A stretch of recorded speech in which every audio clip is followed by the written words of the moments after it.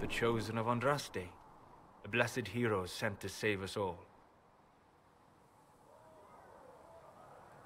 Am I riding in on a shining steed? I would have suggested a griffon, but sadly they're extinct. Joke as you will, posturing is necessary. I've journeyed deep into the Fade in ancient ruins and battlefields to see the dreams of lost civilizations. I've watched as hosts of spirits clash to reenact the bloody past in ancient wars both famous and forgotten. Every great war has its heroes. I'm just curious what kind you'll be. What do you mean, ruins and battlefields?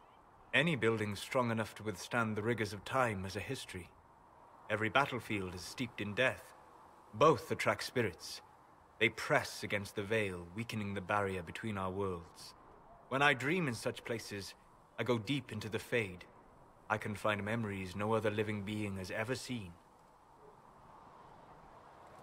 You fall asleep in the middle of ancient ruins. Isn't that dangerous? I do set wards.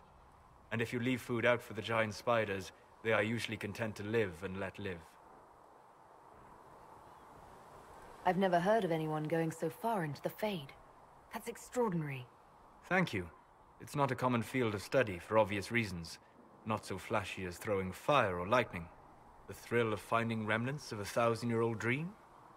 I would not trade it for anything. I will stay there. At least until the breach has been closed. Was that in doubt? I am an apostate mage surrounded by Chantry forces, and unlike you, I do not have a divine mark protecting me. Cassandra has been accommodating, but you understand my caution. You came here to help, Solas. I won't let them use that against you. How would you stop them? However I had to. Thank you. But now let us hope either the mages or the Templars have the power to seal the breach. Closing the breach is our primary goal, but I hope we might also discover what was used to create it. Any artifact of such power is dangerous. The destruction of the Conclave proves that much. You don't think whatever created the explosion was destroyed in the blast? You survived, did you not? The artifact that created the breach is unlike anything seen in this age. I will not believe it destroyed until I see the shattered fragments with my own eyes.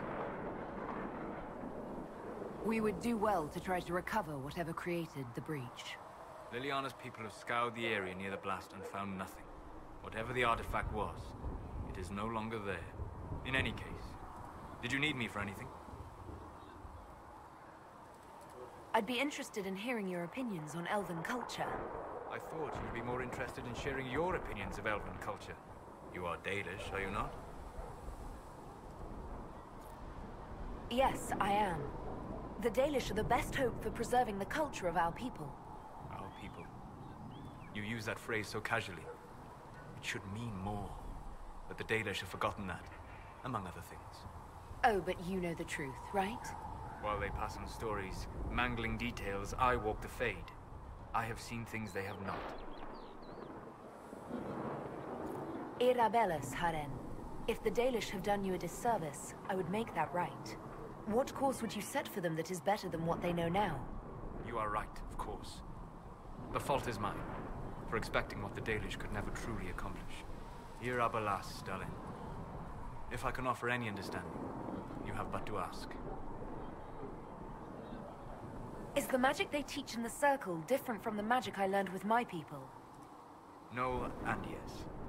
Magic is magic, just as water is water, but it can be used in different ways. Dalish magic is more practical, not needing Chantry approval, although they still frown on blood magic. Superstition. Much of it is more subtle. A legacy from when elves were immortal. The legends of elven immortality. Did they use magic to increase their lifespan? No. It was simply part of being elven. The subtle beauty of their magic was the effect, not the cause of their nature. Some spells took years to cast. Echoes would linger for centuries, harmonizing with new magic in an unending symphony. It must have been beautiful. You said that the censure against blood magic was a superstition. I did. It's fortunate Cassandra is not within earshot. Most modern cultures forbid blood magic. Publicly, even Tevinter disapproves of it. But as I've said, magic is magic. It matters only in how it is used. To be honest, I don't see it as different from any other magic. It's a means to an end. Indeed. The problem is that under the Chantry, blood magic is forbidden, so only criminals practice it.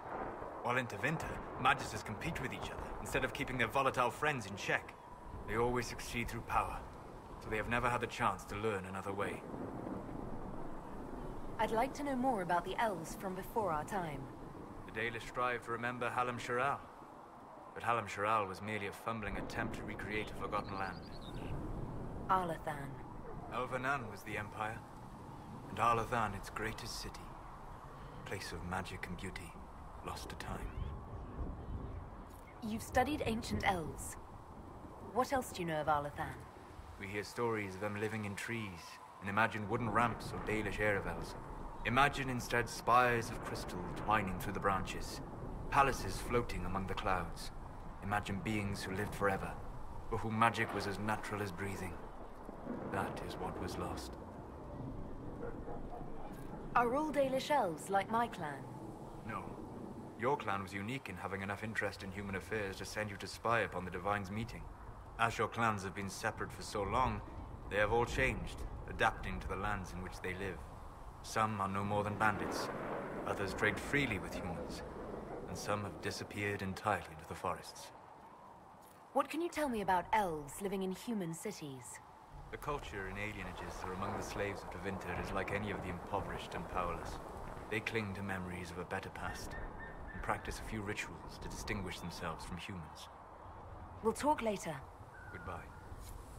Greetings. What do you know about the Fade? A great deal from my wanderings. There are few hard facts, but I can share what I have learned. I'd like to know more about the Breach. Simply put, it is a tear in the veil between this world and the Fade, allowing spirits to enter the world physically. Small tears occur naturally when magic weakens the veil, or when spirits cluster at an area that has seen many deaths. But your mark allows you to exert some control over the Breach. That means it was created deliberately. I'd like to know more about the Veil. Circle mages call it a barrier between this world and the Fade, but according to my studies in ancient elven lore, that is a vast oversimplification. Without it, imagine if spirits entered freely. The Fade was not a place one went, but a state of nature like the wind. It sounds like it would be wonderful. And dangerous. But yes, a world where imagination defines reality, where spirits are as common as trees or grass. Instead, spirits are strange and fearful, and the Fade is a terrifying world touched only by mages and dreamers. I am glad that I'm not alone in seeing the beauty of such a world, along with the obvious peril. I'd like to know more about demons. Your Dalish say the demons hate the natural world and seek to bring their chaos and destruction to the living. But such simplistic labels misconstrue their motivations, and in so doing, do all a great disservice. Spirits wish to join the living, and a demon is that wish gone wrong. Is there a way to coexist? To live with them? If not in peace, at least without such active confrontation. Not in the world we know today. The Veil creates a barrier that makes true understanding most unlikely. But the question is a good one, and it matters that you thought to ask. We'll talk later. Goodbye. Greetings. I'd like to know more about you, Solas. Why? You're an apostate, yet you risked your freedom to help the Inquisition. Not the wisest course of action when framed that way. I appreciate the work you're doing, Solas. I just wanted to know more about you. I'm sorry. With so much fear in the air. What would you know of me? What made you start studying the Fade? I grew up in a village to the north. There was little to interest a young man, especially one gifted with magic. But as I slept, spirits of the Fade showed me glimpses of wonders I had never imagined. I treasured my dreams. Being awake, out of the Fade, became troublesome. Did spirits try to tempt you? No more than a brightly colored fruit is deliberately tempting you to eat it. I learned how to defend myself from more aggressive spirits, and how to interact safely with the rest. I learned how to control my dreams with full consciousness. There was so much I wanted to explore. I gather you didn't spend your entire life dreaming. No. Eventually, I was unable to find new areas in the Fade. Why? 2 reasons. First, the Fade reflects the world around it. Unless I traveled, I would never find anything new. Second, the Fade reflects and is limited by our imaginations. To find interesting areas, one must be interesting. Is this why you joined the Inquisition? I joined the Inquisition because we were all in terrible danger. If our enemies destroyed the world, I would have nowhere to lay my head while dreaming of the Fade. I wish you luck. Thank you.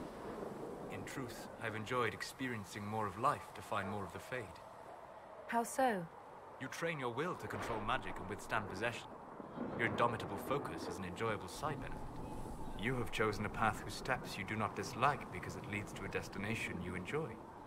As have I. Indomitable focus? Presumably. I have yet to see it dominated. I imagine that the sight would be fascinating. You said you'd traveled to many different places. This world, or its memory, is reflected in the Fade. Dream in ancient ruins, and you may see a city lost to history. Some of my fondest memories were found in crumbling cities, long picked dry by treasure seekers. The best of the battlefields. Spirits press so tightly on the veil that you can slip across with but a thought. Any place in particular? I dreamt at Ostagar. I witnessed the brutality of the Darkspawn and the valor of the Ferelden warriors. I saw Alistair and the hero Ferelden light the signal fire, and Logain's infamous betrayal of Kaelin's forces. I've heard the stories. It would be interesting to hear what it was really like. That's just it. In the Fade, I see reflections created by spirits who react to the emotions of the warriors. One moment, I see heroic wardens lighting the fire, and a power-mad villain sneering as he lets King Kaelin fall. The next, I see an army overwhelmed and a veteran commander refusing to let more soldiers die in a lost cause. And you can't tell which is real? It is the Fade. They are all real. Have you always traveled and studied alone? Not at all. I have built many lasting friendships. Spirits of wisdom, possessed of ancient knowledge, happy to share what they had seen. Spirits of purpose helped me search.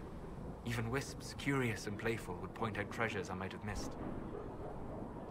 I don't know of any spirits by those names. They rarely seek this world.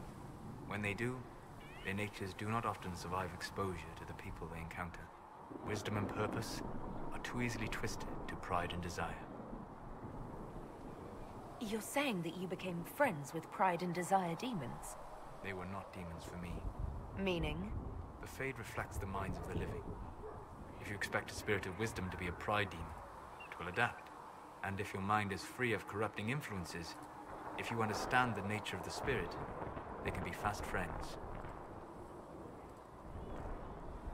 I'm impressed that you could become friends with spirits. Anyone who can dream has the potential.